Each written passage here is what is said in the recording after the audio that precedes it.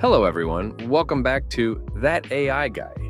The community has been unhappy with my latest video, The Best Way to Make Money Online. So today I will be covering how to set up a prolific account properly. To not waste any time, I won't cover the account creation step, as I covered it in my last video, and jump straight into setting up the About You section.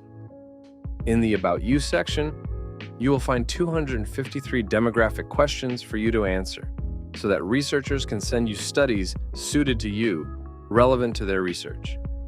You should answer these accurately and truthfully, as not doing so could result in penalties and damage the researcher's findings. Additionally, when completing studies, answer the questions genuinely. Prolific is a platform to be taken seriously and not misused. That's all for now. This was That AI Guy. Thank you for watching. If this was helpful and you enjoyed, don't forget to leave a like and subscribe.